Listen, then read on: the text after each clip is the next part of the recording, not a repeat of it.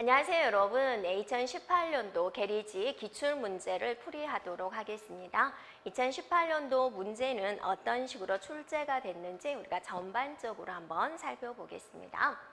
자, 어떤 과목에서 몇 문제가 출제됐는지 한번 살펴보면 자, 데이터베이스에서 3문제가 출제가 됐고요. 자료 구조에서 2문제가 출제가 됐군요. 컴퓨터 구조에서 4문제가 출제가 됐고 운영체제에서 이제 1문제가 출제가 됐고요. 소프트웨어 공학에서 4문제, 그다음에 네트워크 데이터 통신에서 이제 3문제가 출제가 됐고요. 언어에서 C 언어에서 1문제가 나왔고 또 자바에서 1문제가 나왔습니다. 자, 멀티미디어 용어적인 면에서 1문제가 출제가 됐고요. 엑셀에서는 출제가 되지 않았습니다. 그래서 조금 문제의 추이에 대해서 특징적인 것이다라고 본다면 계속 매년 1문제씩 출제가 되고 있던 엑셀에서 출제가 되지 않았고 자바가 전번 횟수에서 출제가 1문제 됐었는데 이번에도 역시나 1문제가 출제가 됐지만 무난한 문제가 출제가 되었다라고 볼 수가 있습니다. 그래서 많이 출제되고 있는 컴퓨터 구조 이번에는 이제 특이하게 소프트웨어 공학에서 이제 좀 문제가 많이 출제가 됐고요. 데이터베이스와 자료 구조에서도 많이 출제가 되었군요. 라는 이제 내용을 볼 수가 있습니다. 그래서 총 20문제 중에서 이제 6번 문제와 20번 문제가 이제 특별한 문제가 되고요. 이제 2문제, 그 다음에 또 중급적인 문제가 2문제 정도 나오고 나머지 16문제는 이제 무난하게 이제 우리가 이제 맞출 수 있는 형태로 출제가 된 거를 볼 수가 있습니다. 자, 그러면 우리가 이제 한 문제 우리가 살펴보면서 우리가 확인을 해 보도록 하겠습니다. 자, 다음에서 설명하는 입출력 장치로 옳은 것을 물어봤어요. 여러분이 이제 곰곰이 잘 생각해 줘야 될 거는 무엇이냐면 장치다라는 거죠. 중앙 처리 장치로부터 입출력을 지시를 받은 후에 자신의 명령어를 실행을 시켜서 입출력을 수행하는 독립된 프로세서다라고 그랬습니다. 그렇죠? 자, 그럼 여기서 용어가 중앙 처리 장치라는 거, 입출력 장치라는 게 나왔죠. 하나의 명령어에 의해서 여러 개의 블럭을 입출력할 수 있다. 이렇게 나와 있습니다. 자, 1번에 나와 있는 이제 버스가 있는데 우리가 이제 버스라는 것은 뭐죠? 하나의 장치와 하나의 장치를 연결하는 회선이 되는 것이고요. 자, 두 번째 이제 채널. 네, 채널이 나왔는데 채널이라는 것은 무엇이에요? CPU와 여기에 CPU가 있고 여기에 메인 메모리가 있는데 이제 두 개의 회선이 있는데 입출력 장치가 메인 메모리를 직접 액세스해 줄 수 있도록 도와주는 하나의 장치가 되는 거죠. 네, 그래서 이거를 이제 채널이다라고 이야기를 하죠. 자, 채널의 종류에는 3가지가 있다라고 그랬습니다. 그래서 멀티플렉서 채널이 있고요. 또 그다음에 자, 셀렉터 채널이 있고 그다음에 블럭 멀티플렉서 채널이 있어요. 이렇게 되는 거죠. 그래서 멀티플렉서는 이제 저속의 입출력 장치들을 관리를 하는 거죠. 그래서 여러 개의 입출력 장치를 관리를 하는 것이고요. 셀렉터 채널은 이제 고속입니다.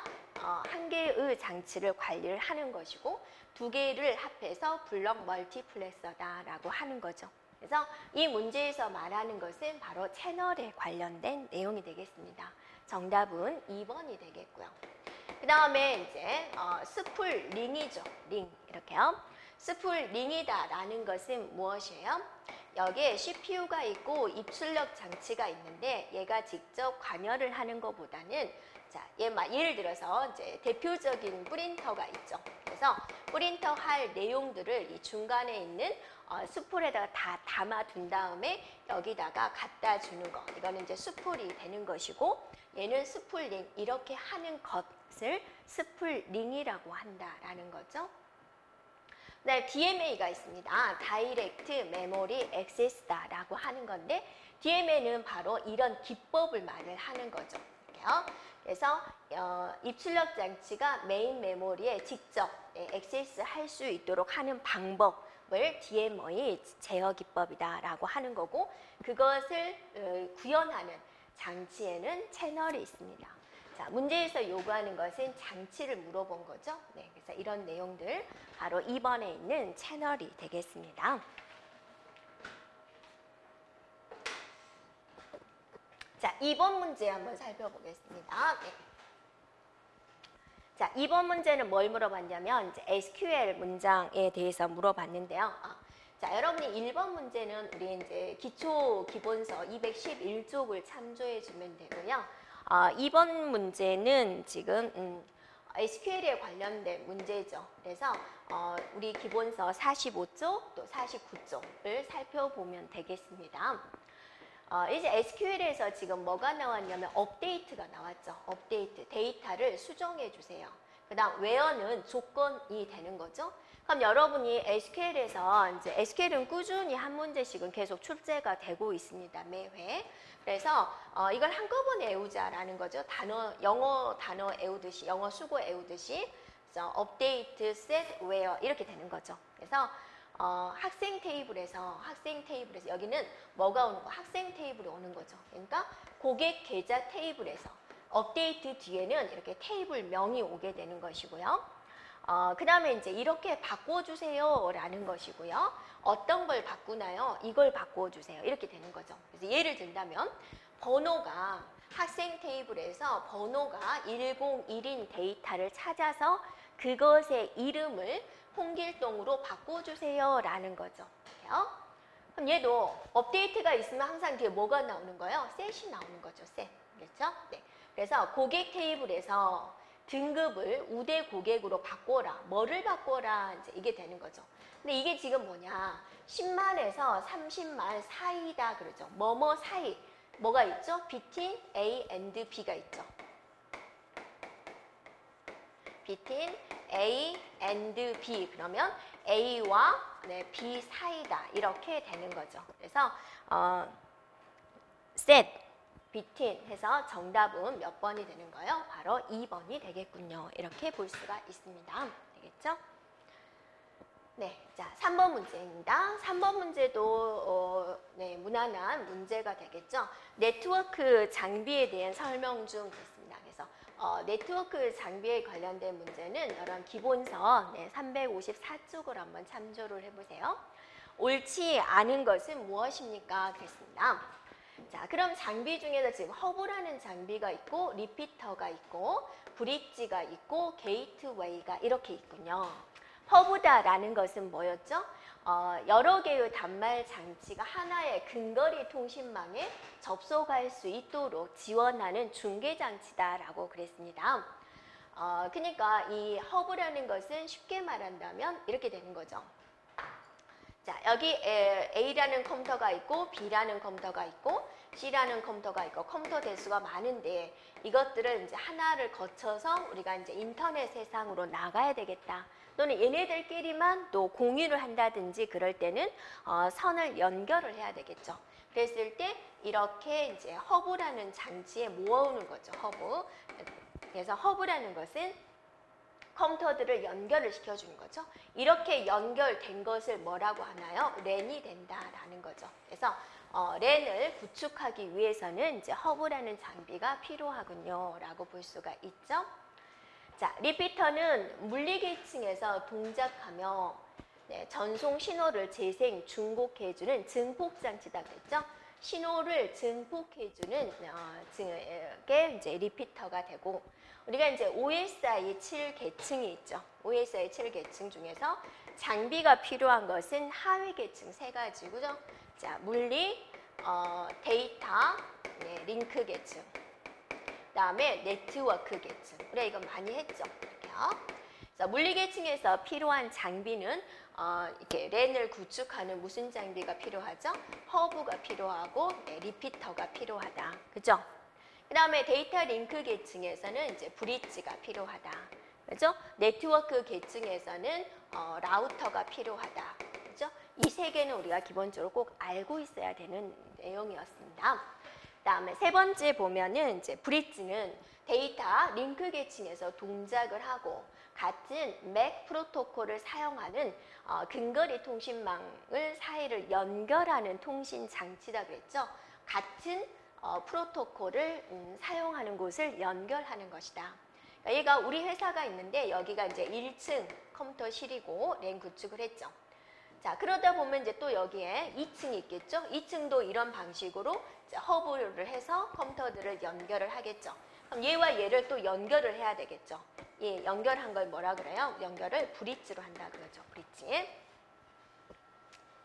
자, 조금 이쁘게 써볼까요? 네, 그래서 여기에 또 브릿지로서 연결을 하게 된다라는 거죠. 이렇게. 그래서 허브와 허브를 연결한 것을 브릿지라고 하는 거고, 얘는 같은 회사에 있기 때문에 내부 프로토콜이죠. 이쪽과 이쪽 프로토콜은 같습니다. 그래서 같은 프로토콜을 사용을 하는 것이고, 이것이 이제 게이트웨이를 통해서, 게이트웨이를 통해서 또 이제 인터넷 세상으로 이렇게 나가는 거죠. 그래서 게이트웨이를 통하면 여기는 이제 우리 회사 내부가 되는 것이고, 얘는 인터넷이라는 외부가 되는 거죠. 게이트웨이는 이 내부와 외부가 서로 다르죠. 그래서 다른 프로토콜을 연결을 한다 그러면 게이트웨이가 되는 것이고, 동일한 프로토콜을 연결을 한다 그러면 이제 브릿지가 되는 거죠. 네. 그래서 브릿지는 같은 프로토콜을 사용한다 그러니까 맞는 거죠. 자, 4번에 보면 게이트웨이는 네트워크 계층에서 동작한다 그랬는데, 게이트웨이는 OSI 7계층 모든 계층에서 다 동작하는 것이고, 동일 전송 프로토콜이다. 동일이 아니다라는 거죠.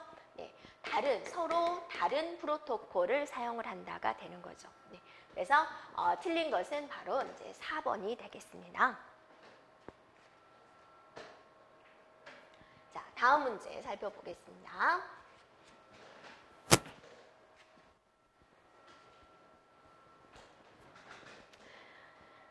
네. 자, 기억에 들어갈 용어로 이제 옳은 것은 그랬습니다. 자, 뭐는 유사한 문제를 해결하기 위한, 유사한 문제를 해결하기 위해서 설계들을 분류하고, 각 문제 유형별로 적합한 설계 일반화해서 체계적으로 이제 정리를 해놨다라고 그랬고, 소프트웨어 개발에서 효율성과 재사용성을 높일 수가 있다라고 그랬습니다. 자, 이것에 대한 용어는 무엇일까라는 건데요. 자, 정답은 1번 디자인 패턴입니다. 이렇게요. 자, 우리가 패턴이다 그러면 뭐죠? 어떤 규칙적인 무늬가 반복되는 것을 우리가 패턴이다라고 하는 거죠. 이렇게요. 그래서 패턴 뜬다라고 하는 것이죠. 그래서 디자인 패턴이다라는 것은 이제 뭐냐면, 어떤 프로젝트를 수행을 하면서 설계되는 그 노하우가 있겠죠. 설계 노하우 이런 것들을 이제 분류하고 정리를 해놓는 거죠. 그래서 나중에 이것을 전혀 모르는 초보자가 왔을 때도 이거를 보고 프로젝트를 실행을 할 때 재사용할 수 있도록 정리한 것, 이거를 우리는 디자인 패턴이다라고 합니다. 그래서 이거랑 이제 유사한 문제를 해결하기 위한 설계들을 분류를 하고 각 유형별로 정리를 해놓는 것, 그거를 뭐라 그런다? 디자인 패턴이다라고 합니다. 자, 2번에 나와 있는 요구사항 정의서다라고 한다면 프로젝트를 개발을 할 때 사용자들이 요구를 하겠죠. 그 요구사항들을 정리를 해서 기록한 문서가 요구사항 정의서가 되겠습니다. 말 그대로죠. 사용자들이 이제 요구한 것을 정의해 놓은 것이다라는 거고요. 자, 소프트웨어 개발 생명 주기나 소프트웨어 프로세스 모델이나 이제 비슷한 개념이 되는데, 소프트웨어 개발 생명 주기다라고 한다면 이제 우리가 소프트웨어를 이제 개발을 해야 되는데 어떤 단계로 개발을 해야 될까? 그리고 그 단계별로 어떤 활동을 해야 될까? 그런 것들을 이제 정리해 놓은 것을 규정한 것. 를 이제 규정한 것을 이제 소프트웨어 개발 생명 주기다라고 이야기를 하게 되는 것이고요. 자, 소프트웨어 프로세스 모델은 이제 이걸 구현하기 위한 어떤 활동이 되겠죠. 그래서 프로세스 모델, 어떤 모델로 내가 소프트웨어 개발을 진행을 할까라는 건데, 여러분이 알고 있는 소프트웨어 프로세스 모델에는 뭐가 있었어요? 폭포수형, 그렇죠? 폭포수형이 있었죠. 그 다음 또 뭐 있었어요? 나선형이 있었죠. 자, 또 뭐 있었어요? 프로토타입형, 네, 프로토타입형. 이런 식으로 이제 몇 가지 종류가 있었습니다. 네. 자, 그래서 문제에서 요구하는 거, 이제 유사한 문제를 해결하기 위해서 분류하고 정리를 해놓는 것을 뭐라 그런다? 디자인 패턴이라고 한다. 해서 정답은 1번이 되겠습니다.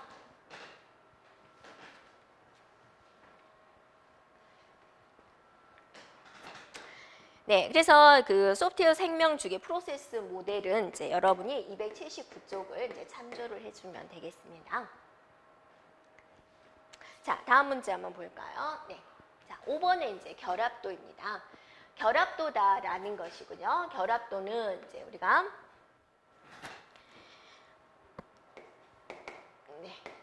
기본서 299쪽을 참조를 해보면 되겠습니다. 네. 자, 결합도라는 것은 우리가 뭐였습니까? 모듈과 A라는 모듈의 이 바깥쪽의 관계성을 말을 하는 것으로서 뭐를 판단할 때 사용되는 거예요? 모듈의 독립성을 판단을 할 때 쓰는 거죠. 그래서 모듈 간에는 서로 관련성이 없는 게 좋은 거니까 결합도. 네, 결합도는 어쩐다? 낮을수록 더 좋다라는 거죠. 네. 그 다음에 또 뭐가 있었어요? 응집도가 있었죠. 응집도는 뭐였어요? 모듈 내부의 관련성으로서 응집도는 이제 높을수록 좋다라고 했습니다. 그래서 이 결합도는 우리가 이제 여러 가지 종류가 있죠. 그래서 자료, 스탬프, 제어, 외부, 공통, 내용 이런 순서대로 되어 있었습니다.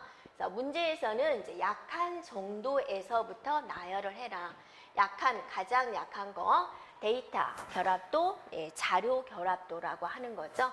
그래서 디귿번부터 출발을 하게 되는 거죠. 그래서 순서대로 나열한 것은 바로 1번이 되겠군요.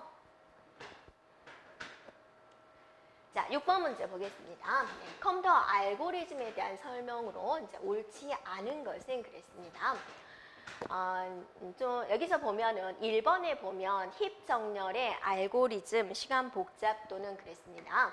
그래서 우리가 이제 힙 정렬은 우리가 교재 92쪽 참조를 해주면 되고요.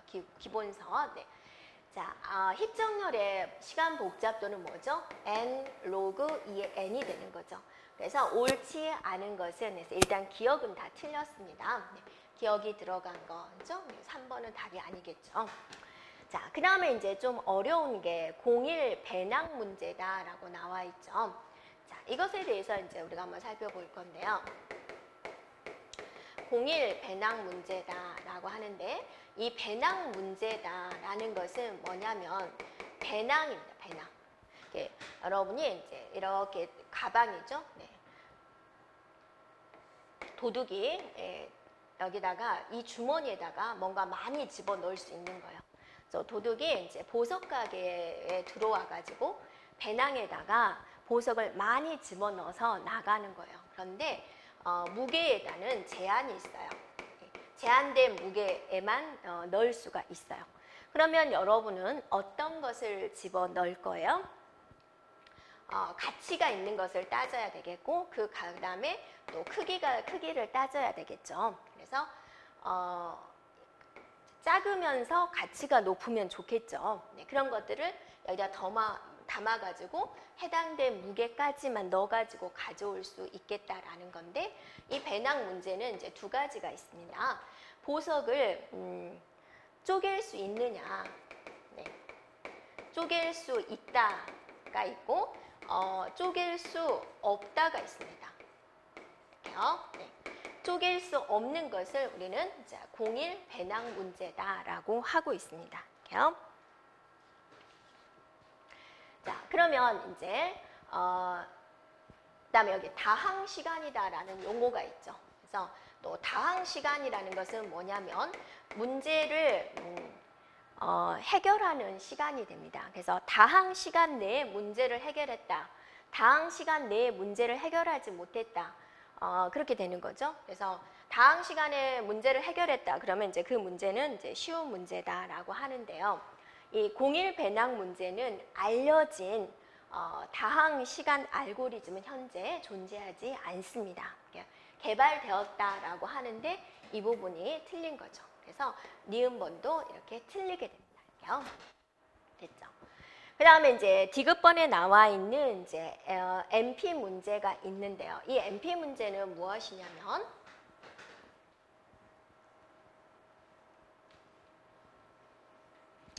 자, P 문제가 있고 MP 문제가 있습니다. 두 개를 한번 해볼게요. 자, P 문제는 우리가 앞에서 다항 시간이다라고 이제 용어가 나왔죠. 다항 시간 내에 답을 찾을 수 있어요라는 거고요. MP라는 것은 무엇이냐면 다항 시간 동안 답이 맞았나? 이 답이 맞았나? 네. 또는 틀렸나? 이렇게 확인해 볼 수 있는 내용이 되겠습니다. 이렇게요. 그러면 다항 시간 내에 답을 찾을 수 있다라는 것은 다항 시간 그 답이라는 것은 정확한 거잖아요. 다항 시간에 답이 맞았나 틀렸나 확인도 가능한 거기 때문에 P라는 것은 MP에 포함이 된다라고 볼 수가 있습니다. 그러니까 이 MP 속에 P가 들어갔다라고 볼 수가 있겠죠. 용어상으로. 네. 그래서 모든 MP 문제는 컴퓨터를 이용해서 다항 시간 안에 해결할 수 없다라고 그랬는데 P라는 것이 다항 시간 안에 답을 찾을 수 있는 것이고 그 P가 MP 속에 포함이 되기 때문에 다항 시간 내에 해결할 수 없다. 모든 MP는 그러니까 이 문장이 어때요? 틀렸다라고 볼 수가 있겠죠. 네, 그래서 세 개 다 틀린 문제인 틀렸다라고 볼 수 있어서 4번이다라고 볼 수 있겠습니다. 6번의 답은 4번이 되겠습니다.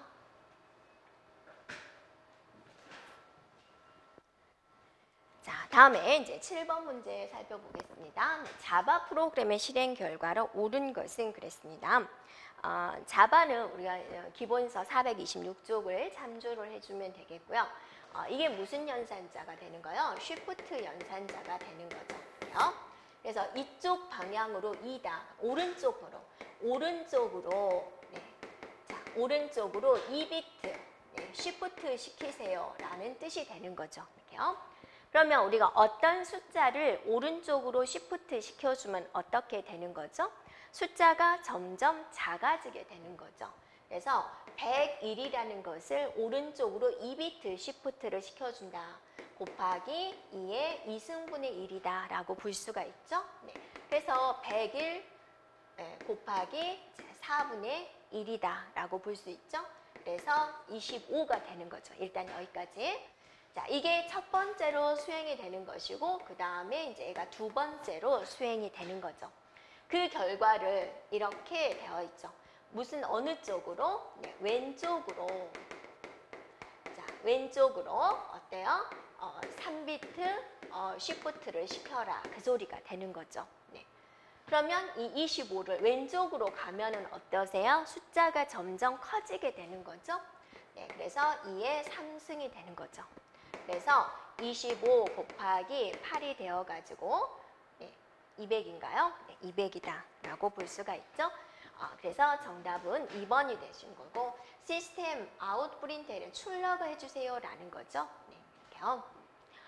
물론 여러분이 이거를 이진수로 고쳐서 직접 2비트 오른쪽 시프트 시켜주고 또 3비트 왼쪽 시프트 시켜도 네, 정답은 동일하게 되겠습니다.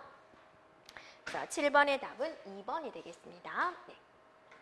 자, 8번 문제 살펴볼까요? 네. 암호 방식에 대한 설명 중 그랬습니다. 자, 우리가 이제 암호 방식이다. 그럼 여러분 기본서 405쪽을 참조를 해주고요. 여러분이 이제 생각해 줘야 될 거는 뭐냐면 대칭키 방식이 있다. 정리를 한번 해보세요. 대칭키 방식이 있다. 또 공개키 방식이 있다라는 거죠. 전반적으로 살펴보면 이거죠. A와 B가 서로 통신을 하려고 하는데 암호화 시키겠다라는 겁니다.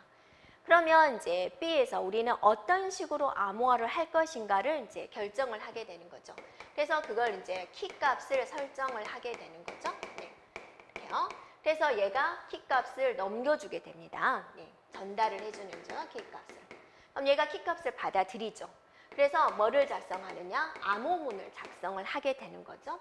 자, 그래서 얘를 이제 또 암호문을 전달을 하게 됩니다. 그럼 얘가 이제 뭐를 하게 되는 거죠? 해석을 해야 되는 거죠. 복호화를 시켜줘야 되는 거죠. 이 복호화를 시켜줄 때 이제 문제점이 생기는 거다라는 거죠. 대칭키 방식은 여기 있는 키 값과 복호화를 시킬 때도 어때요? 또 키가 필요하겠죠. 키가. 자, 그래서 자, 여기 있는 키와 여기 있는 키가 같으면 같은 거를 우리가 대칭키라고 한다 그거죠. 이거를 우리는 이제 암호화 시킬 때 쓰는 키다라고 말을 하고, 자, 이거는 복호화 시킬 때 키다라고 말을 하죠. 그래서 얘는 키가 동일한 것이다라는 거죠. 동일하기 때문에 여기서 해커가 일어나고 해킹이 일어나고 여기서 해킹이 일어나면 어떠세요?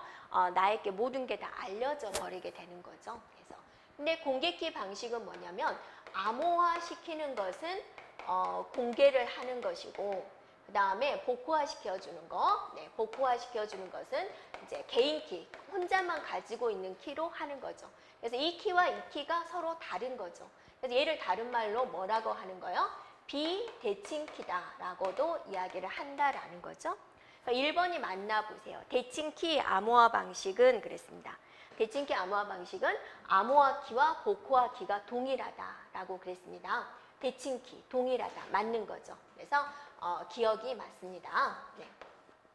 자, 공개키 암호화 방식은 사용자 수가 증가하면 관리해야 할 키가 증가해서 키 변화할 빈도가 높다라고 그랬는데 얘는 잘못된 표현입니다. 공개키 방식은 암호화 키와 복호화 키가 있고 얘는 공개를 하는 거죠. 그러니까 얘는 관리할 필요가 없는 거죠. 내가 가지고 있는 얘만 꼭꼭 숨어두면 되는 거죠. 네, 그래서 근데 대칭키 방식은 어때요? 암호화 키와 복호화 키가 동일하지만 이게 이제 두 개의 키를 이제 남들이 알려주면 안 되니까 네, 두 개의 키를 관리를 해야 되는 거죠. 그래서 빈도가 그만큼 높다라고 했는데 여기서 관리해야 될 키가 증가한다 그랬는데 이 부분이 이제 틀린 부분이 되겠습니다. 자, 디귿번에 보면 대칭키 암호화 방식은 공개키 암호화 방식에 비해서 속도가 더 빠르다 그랬어요. 여러분 알고리즘이 어디가 더 간단한 것 같아요? 얘는 키 하나만 가지고 이렇게 관리를 하기 때문에 암호화 키와 복호화 키가 동일하기 때문에요. 해킹이 일어날 확률이 더 높은 거죠. 이렇게요. 그래서 이거보다는 공개키보다는 더 알고리즘이 더 간단합니다. 그래서 속도가 더 빠르다라는 거고요. 네, 그래서 디귿번은 맞습니다. 자, 공개키 암호화 방식은 송신자와 발신자가 서로 같은 키를 사용한다. 이 부분이 틀렸죠. 공개키는 어떠세요? 네, 서로 다른 키를 사용한다가 되는 거죠. 그래서 옳은 것은 기억과 디귿 바로 2번이 되겠군요. 자, 9번입니다. 네. 자, 학생 테이블에 다음과 같이 저장되어 있을 때 널, 김영희, 서울입니다. 널이다, 김영이다, 서울이다 라는 것이고요. 결과 원인으로 옳은 거고 학생 테이블의 기본키는 학번이다 라고 그랬습니다. 자, 이거는 우리가 이제 데이터베이스에서 이제 무결성 법지의 27쪽을 한번 살펴보면 되겠습니다. 자, 일단은 이제 기본키인데 여기가 기본키 자리가 널이 돼 버렸어요. 학번 자리에. 기본키는 어때요? 널이 될 수 없다가 되는 거죠. 기본키는 널이 될 수가 없다. 무슨 법칙인 거예요? 바로 개체 무결성 법칙이 되는 거죠. 참조 무결성은 뭐에 해당된 거죠? 바로 외래키에 관련된 거죠. 외래키는 이제 테이블이 2개가 나와줘야 되는 거죠. 그래서 문제에서 요구하는 것은 바로 이제 3번이 되겠습니다.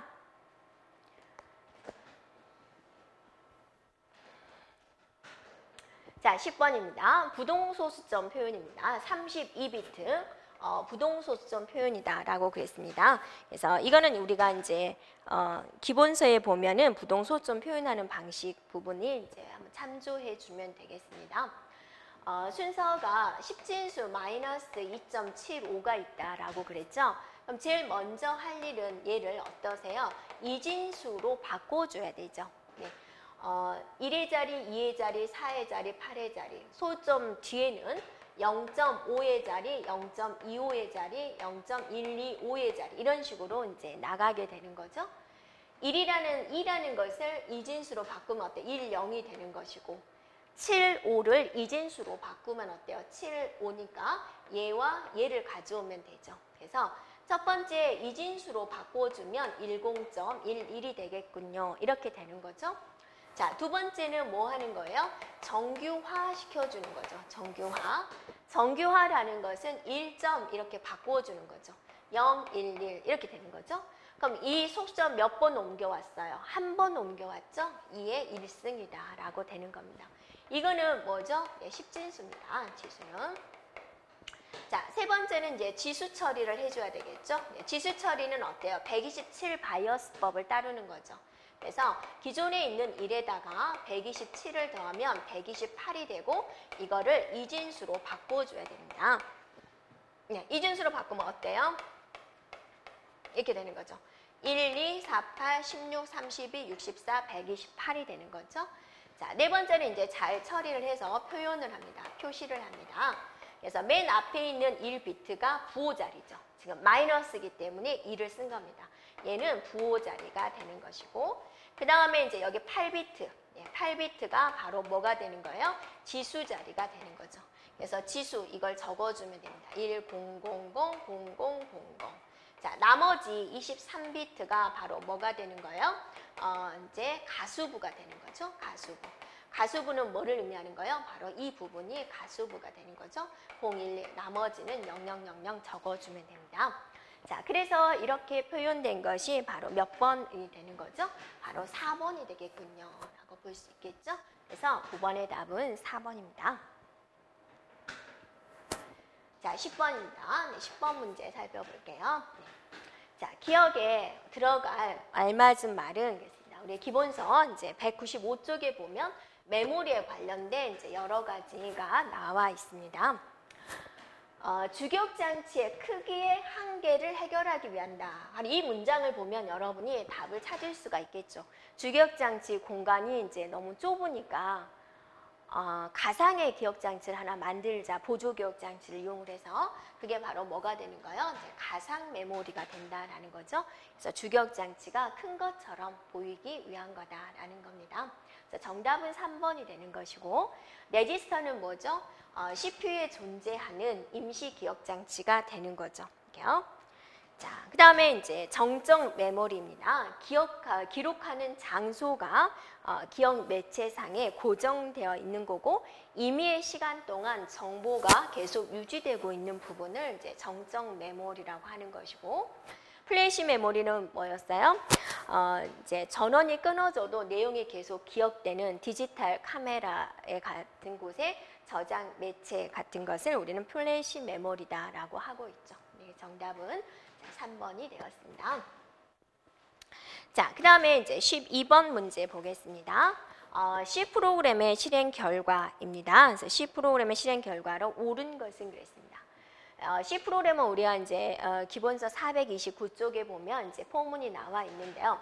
지금 블럭의 끝이 어디 있는지 여러분 잘 살펴주면 되겠습니다. 자, 헤더 파일 가져오고 메인으로 시작을 했고 선언하고 있죠. i라는 것하고 sum이라는 것을 이제 선언을 하고 있는데 둘 다 정수 형태고 sum에는 초기치 0이 들어왔습니다. 자, 포문이 있는데 포문에 여기가 뭐가 되는 거죠? 초기치가 되는 거고 얘는 조건이 되는 것이고 얘는 증가치가 되는 거죠. 블럭의 시작이 여기가 있고 블럭의 끝이 여기가 있습니다. 이렇게요. 그래서 이 조건에 만족하면 continue는 그냥 1이 떨어져 나가서 이렇게 돌아주세요 라는 의미가 되겠습니다. 그 다음에 %라는 것은 뭐죠? 나머지 연산자죠. 이렇게요. 그 다음에 이제 이거는 뭐죠? and죠. and. 우리가 말하는 and. 참이냐 거짓이냐를 판단하는 거죠. 그래서 1이면 자, and는 어때요? 모두 양쪽이 모두 참일 때 결과가 참이다 이렇게 되는 거죠. 그럼 포문을 처리를 할 때 여러분이 어떻게 하는 거예요? 처음에 초기치를 봅니다. 네. 그 다음에 뭐죠? 조건을 판단을 합니다. 조건에 만족하면 실행을 하게 되는 거죠. 실행을 마치고 나면 이제 다시 한번 증가를 한 다음에 다시 한번 여기서부터 반복해서 판단을 하게 됩니다. 자, 해볼까요? 초기치 i가 0이에요. 0입니다. 조건 만족하죠. 최종치에 만족하죠. 이 결과를 이제 따져야 되겠죠. 자, I %2 and I %3 이게 이제 참이냐. 참이면 continue를 만나서 그대로 그냥 빠져나가는 것이고 거짓이면은 sum에다가 누적시켜라 그 말이죠. 이게 무슨 뜻이에요? sum은 sum 플러스 i를 해라 이 소리가 되는 거죠. 그러면 현재 i가 1이니까 1 나누기 2를 하면 몫은 0이고 이 0은 0, 나머지가 1이 되는 거죠. 1. 얘가 1인 거죠. 그 다음에 또 1% 3이죠. 1 나누기 3을 해보세요. 3, 0은 0, 나머지가 1이 되는 거죠. 1과 1의 AND는 참이니까 그대로 빠져나가게 되는 거죠. 네. 그러면 이제 실행을 했고 증가를 시켜줘요. 얼마를 증가시켜라 그 말이에요. 얘는 i는 i 플러스 2를 해라. 2를 증가시켜라 그 소리가 되는 거죠. 2를 증가시켜주니까 i는 이제 3이 된 거죠. 네, 3이 됐습니다. 이제 여기서 3%2 하고 3% 3의 결과를 이제 봐야죠. 자, 3 나누기 2를 하면 몫은 1이죠? 나머지가 1이군요. 그죠? 3 나누기 2, 1은 2, 그죠? 얘도 어때요? 몫은 1이 되는 거죠. 됐나요? 3 나누기 3을 3, 1은 3, 나머지가 0, 0이군요. 얘 결과가 뭐가 됐어요? 거짓이 됐어요. 거짓이면 sum에다가 현재 i 값을 누적시켜라 그랬죠. 지금 현재 sum이 0인데 i 값이 3이에요. 그러니까 여기에 3이 들어오게 되겠군요. 이렇게 되는 거죠.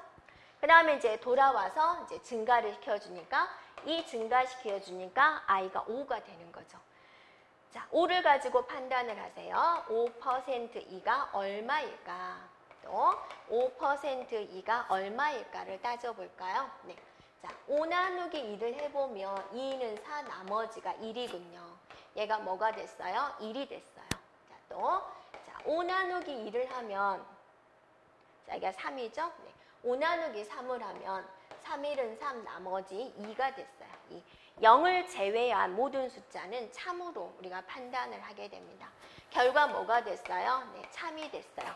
참이 되면 그대로 빠져나가게 되는 거죠. 네. 자, 그 다음에 또 2 증가시켜주니까 이번에는 i가 7이 됐어요. 네, 7을 가지고 판단을 해보세요. 이렇게 대주고 또 7% 3을 하면 결과가 무엇일까?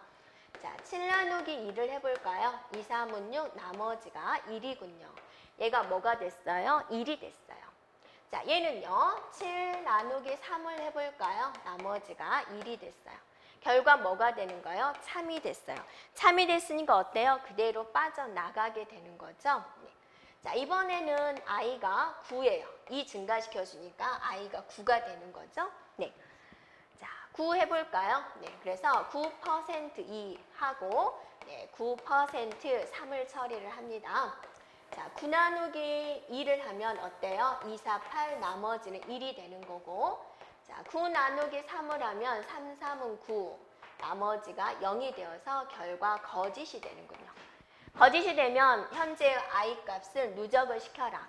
현재 3이니까 9 들어오니까 얼마가 되는 거예요? 12가 되는 거죠. 그리고 나서 i를 증가시켜주면 11이 되죠. 자, 증가시켜서 11이 됐는데 조건을 따져요. 만족하지 않죠? 그래서 빠져나오게 돼서 프린트 하세요. 정수 형태로 그리고 줄 바꾸시오. sum을 출력하시오. 그러죠? 현재 sum에 기억된 값은 뭐가 되는 거예요? 12가 되는 거죠. 네, 그래서 정답은 2번 12가 출력이 되겠습니다.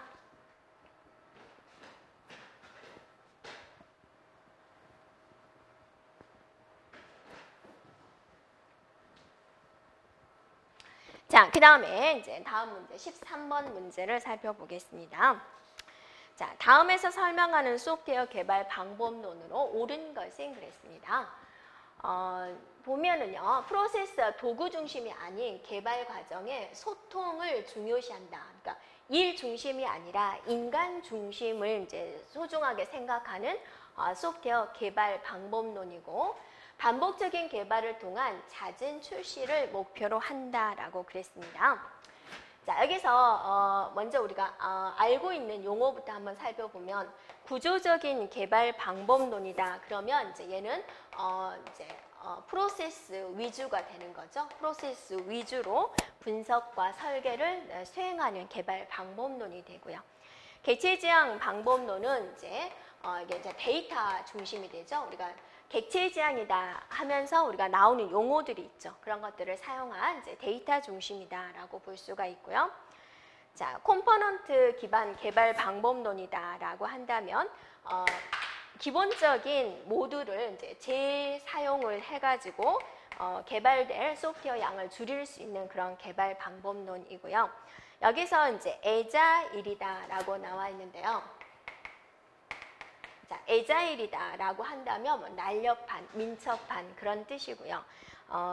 이거는 이제 2000년대 초에 나온 것이고요. 17명의 개발자들이 이제 모여가지고 그 연합을 만들었습니다. 그래가지고 이 사람들의 정신은 이제 어떤 정신이냐면 공정과 도구보다 인간 개인과 상호작용을 하자라는 거고, 포괄적인 문서보다는 작동하는 소프트웨어를 만들자. 계약 협상보다는 고객과의 협력을 하자라는 거고, 계획을 따르기보다는 변화에 대응하자. 이런 목표를 가지고 이제 이용하는 개발 방법론이 됩니다. 그래서 도구 중심이 아니고 소통을 중요시 여기는 이런 방법론이 무엇이냐? 바로 이제 애자일 개발 방법론이 되겠습니다. 네. 자, 그리고 이제 우리가 이제 구조적 개발 방법론은 우리가 기본서 295쪽을 참조를 해보고요. 컴포넌트 기반이다. 문제집 풀 때 186쪽에 보면은 이제 용어가 나와 있습니다. 참조해주면 되겠고요. 네. 다음에 이제 부울대수입니다. 부울대수도 우리가 이제 역시나 꾸준하게 출제가 되고 있는 부분인데, 옳지 않은 것은 그랬습니다. 그래서 부울대수에 대한 이제 정의가 조금 약하다 그러면 우리가 기본서 130쪽 참조를 해주면 되겠습니다. 아닌 걸 고르려니까 우리가 이제 다 하나씩 해봐야 되는데요. 네. 자, 한번 해볼까요? A. 자, 이렇게 되어 있습니다. 그러면 우리가 여기서 배분 법칙을 쓸 수가 있는 거죠. 그래서 AA와 AB가 되는 것이고, 두 번 있는 거 한 번 써도 되는 거죠. 이렇게 되는 것이다. 그런데 여기서 공통인수 A를 해결하기 위해서 얘를 우리가 이렇게 만들어 버리자라는 겁니다. 얘는 이렇게 가능하죠. 네, 이게 왜 이렇게 될까? 네, 기본서 이제 130쪽 강의를 다시 한번 들으면 이제 이해가 될 거고요. 공통인수 A로 묶어버립니다. 그래서 이렇게 되는 거고, 얘가 1로서 없어지게 돼서 결과는 A가 나오겠군요. 자, 2번입니다. 네. 자, 이거를 풀자. 이게 배분 법칙이 가능한 거죠. 이렇게 풀고 이렇게 배분 법칙 처리합니다. 자, 그러면 A5와 A 바가 되는 것이고, A5와 B가 되는 거죠. 그래서 얘가 어때요? 1로서 없어지게 되는 것이고, 남는 것은 A5와 B만 남겠군요. 라고 볼 수가 있습니다. 자, 그 다음 3번 문제 볼까요? 네, A5와 A 바 이렇게 되어 있는 거죠. 자, 이것도 배분 법칙 사용을 해주면 되겠습니다. 그래서 A 바, 그죠? 네, A, B 이렇게 되어 있는 거죠. 자, 이게 지금 없어져 버리게 돼서 남는 것은 A, B만 남겠군요. 라고 볼 수가 있죠.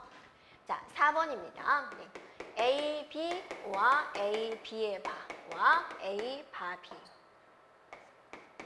자, 여기서 일단 이 두 개를 일단 해결을 하겠습니다. 공통인수 A로 묶어주고 B5와 B의 바가 되어서 A, 바, B 이렇게 되는 거죠.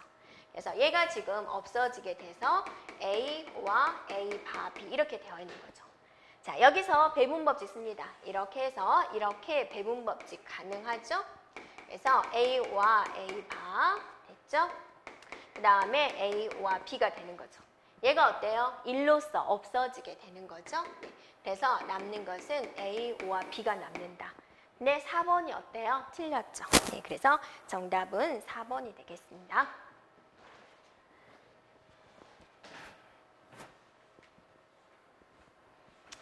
네, 그래서 이제 부울대수는 여러분이 이제 꾸준히 나올 수 있으니까 기본 공리만 알고 있으면 이제 무난하게 풀 수 있었으리라 보고요.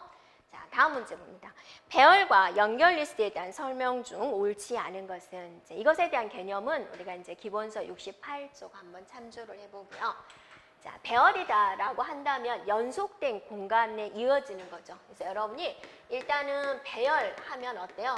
꼭꼭 연속에 사이사이에 빈 공간이 나오면 안 되는 거고 연결 리스트 하면은 포인트로서 연결이 되는 거죠. 여기서 얘를 떨어져 있어도 상관없죠. 또 얘를 참조하고 이런 방식으로 이루어진 거다라는 겁니다. 연결 리스트는 배열에 비해서 희소 행렬을 표현하는데 비효율적이다라고 그랬는데 그럼 여기서 여러분 희소 행렬이 뭐지? 자, 이것도 여러분 기본서에 다 나와 있죠. 0이 실제 데이터보다는 뭐가 많은 거? 0이 많은 거. 2차원 배열에서 이렇게 되는 거죠. 이런 식으로, 네, 이런 식으로 되는 거예요. 실제 데이터는 3개밖에 없는데 0은 무지하게 많은 거예요. 이런 거를 배열로 하면은요, 이건 값이 없다라고 보면 되죠. 비어있는 칸이 많은 거죠. 근데 연결 리스트는 이제 이 실제적인 데이터만 표현하기 때문에 훨씬 더 효율적인 거죠. 비효율적이 아니라 훨씬 더 효율적이다. 희소 행렬을 표현할 때는 연결 리스트가 훨씬 효율적입니다. 자, 옳지 않은 것을 고르기 때문에 바로 1번이 틀렸다라는 거죠. 연결 리스트에 비해서 배열은 원소를 임의의 위치에 삽입하는 비용이 크다. 임의의 위치에 삽입하면 내가 1000개의 데이터가 있는데 두 번째에 삽입을 하고 싶다 그러면 어때요? 그 나머지 것들이 다 뒤로 밀려나야 되는 거죠. 굉장히 힘들어집니다. 자, 연결 리스트에 비해서 배열은 임의의 위치에 있는 원소를 접근할 때 효율적이다라고 그랬고요. 자, N개의 원소를 관리할 때 연결 리스트가 N 크기의 배열보다 메모리 사용량이 크다. 왜냐하면 얘는 포인터가 있기 때문에 그렇습니다. 그래서 15번의 정답은 1번이겠군요. 네. 자, 그 다음에 이제 16번입니다. 네, 프로세스에 관련된 문제죠. 네, 그래서 여러분 기본서 251쪽 한번 참조를 해주면 되고요. 쉬운 게 나왔죠. 가장 쉬운 거 FI, FO 방식. 먼저 들어온 것을 먼저 처리하는 방식이 되는 거죠. 평균 응답 시간입니다. 응답 시간인가 뭐라고 그랬어요? 들어오고 나서 내가 들어가고 나서부터 그 결과가 나올 때까지 시간이다라고 볼 수가 있습니다. 자, 그러면 우리가 볼까요? 이렇게 되어 있는데 도착 시간입니다. 자, 0에 P 프로세스 1이 들어오고 이 시점에서 프로세스 2. 자, 3이군요. 3에 P3가 들어오고 4인 시점에 P4가 들어온다라고 되어 있습니다. 먼저 시작하겠습니다. 시작할 때는 P1이 딱 들어와 있는 거죠. 그러니까 P1만 처리하는 거죠. 2만큼 걸렸다 그러죠. 그래서 P1은 여기까지 마무리가 되는 거죠. 그 다음에 이제 P2가 시작이 되는 거죠. 그 다음에 P2가 들어왔는데 처리 시간이 2예요. 그럼 어디까지 가요? 4까지 가겠죠. 자, 이때 이제 P3가 처리합니다. P3는 처리 시간이 3이니까 얼마까지 갈까요? 네, 7까지 가겠죠. 그 다음에 P4가 들어온다. 처리 시간이 9죠. 네, 9니까 어디까지 가게 되는 거예요? 16까지 가게 되는 거죠. 네, 그러면 자, 이제 응답 시간을 찾아보세요. P1은 0에서 들어와서 2에서 끝났어요. 그러니까 응답 시간은 2가 되는 거죠. 자, P2는요. 2에서 들어와서 4에서 끝났어요. 그러니까 얼만큼? 네, 2만큼 되는 거죠. P3는 3에서 들어왔죠. 3에서 들어와서 언제 끝났어요? 7에서 끝났죠. 그러니까 4가 되는 거죠. 자, P4는요. 언제 들어왔어요? 4에서 들어와서 16에서 끝났죠. 그래서 12가 되는 거죠. 네. 그래서 이제 이거는 4분의 평균을 구해야 되니까 2 더하기 2 더하기 4 더하기 12다 해가지고 4분의 얼마가 되는 거예요? 20이 되나요? 20. 그래서 정답은 5가 되겠군요. 그래서 16번의 답은 5다라고 볼 수 있겠죠. 자, 다음 문제입니다. 17번 문제입니다. 자, TCP/IP 프로토콜에 대한 설명 중 옳은 것은 그랬습니다. 자, TCP/IP에 대한 거 여러분 기본서 364쪽에 보면 다 나와 있는데 이것도 굉장히 쉽게 출제가 되어 있죠. 여러분이 꼭 기억하자 그랬죠. PCP는 뭐다? 연결형이다. 그 다음에 꼼꼼한 스타일이다. 신뢰성이다. 라는 거죠. 네.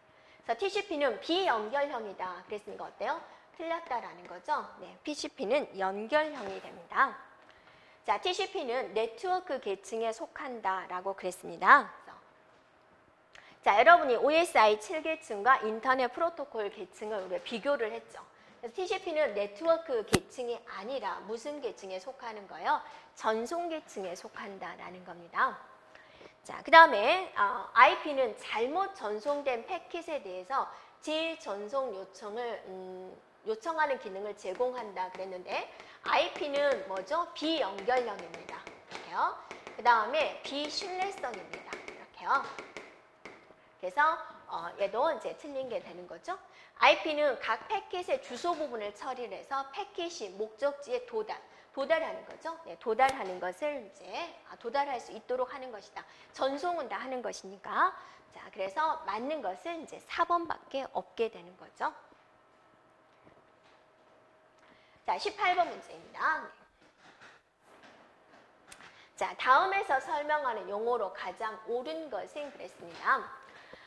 프랭크 로젠블라트가 고안한 것으로서 인공신경망이 딥러닝이다. 딥, 그다음에 러닝. 이거는 뭐죠? 기계가, 컴퓨터가, 그죠? 네, 컴퓨터가 사람처럼, 컴퓨터가 사람처럼 러닝, 배우자, 배울 수 있도록 하는 기술을 우리는 딥러닝이라고 하는 것이고, 핵심은 이제 인공신경망처럼 되는 알고리즘이 무엇이냐라는 겁니다. 그래서 이거는 이제 용어적인 문제로서 3번에 나와 있는 퍼센트론이 됩니다. 이게 이제 인공신경망의 한 종류가 되는 것이고요. 1957년에 고안이 된 부분이 되겠습니다. 1번에 퀵소트다라는 것은 뭐죠? 정렬 방식 중에 하나가 되는 것이고요. 맵 리두스다, 리두스는 이제 줄이다라는 거고, 얘는 많은 데이터, 빅데이터에서 처리하기 위한 방식이고, 데이터가 들어오면은 그걸 이제 분할을 합니다. 그 64K로 이제 분할해서 이제 처리하는 방식이 바로 맵 리두스가 되는 것이고요. 4번에 디지털 포렌식이다 그랬는데, 자, 포렌식은 이제 과학 수사라는 뜻인데 디지털이 붙었습니다. 그래서 요즘에는 흔적을 어디다 남기는 거예요? 디지털 매체에 남기죠. 스마트폰이라든지 각종 디지털 기기에다 남기죠. 그래서 좀 안 좋은 일에 연루가 되면 압수를 하는데 뭐를 압수를 해요? 스마트폰 압수를 하고 또 하드디스크 압수를 해서 과학적인 수사를 하는 방식이 바로 디지털 포렌식이 됩니다. 범죄 단서를 디지털 매체에서 찾는다라는 그런 용어가 되겠습니다. 그래서 18번의 답은 바로 3번 퍼센트론이 되겠습니다. 자, 19번 문제입니다. 네. 관계형 데이터베이스에서 뷰에 대한 장점 중 옳지 않은 것은 그랬습니다. 이제 우리가 뷰는 또 34쪽, 기본서 34쪽을 참조를 해주면 되고요. 자, 우리가 이제 원래의 데이터베이스가 있는데 여기에는 굉장히 많은 정보들이 있고 뭐 주민번호라든지 사원번호라든지 남들이 알면 안 되는 소중한 개인 정보들이 들어가 있죠. 이것들을 이용을 해가지고 다 보여주는 게 아니라 이 많은 가지들 중에서 몇 개만 추려가지고 가상적인 테이블을 새로 만들어서 처리하는 거, 그걸 우리는 뷰다라고 하는 거죠. 네. 그래서 뷰는 데이터의 논리적 독립성을 일부분 제공할 수가 있고, 네, 일부분이다. 그렇죠? 뷰를 통해서 데이터의 접근을 제어함으로써 보안을 제공할 수 있습니다. 보안. 왜냐하면 뭐 주민번호, 사원번호 그거는 이제 알려지지 않을 수 있죠. 네. 뷰에 대한 연산에 제약이 없다라고 그랬는데 이 부분이 틀린 거죠. 그래서 효율적인 응용 프로그램 개발이 가능하다 그랬는데 뷰에서 사용하는 연산은 제한이 있습니다. 모든 연산을 사용하는 것이 아니라, 그래서 틀린 건 3번이 되는 것이고요. 자, 뷰는 여러 사용자의 상이한 서로 다른 응용이나 요구를 지원할 수 있다. 그래서 데이터 관리를 단순하게 한다. 이것들 중에서 이제 어떤 A라는 사용자가 요구한 내용을 뷰로서 보여줄 수 있다라는 겁니다. 그래서 19번의 답은 3번이 되겠습니다. 자, 20번 문제 살펴보겠습니다. 네.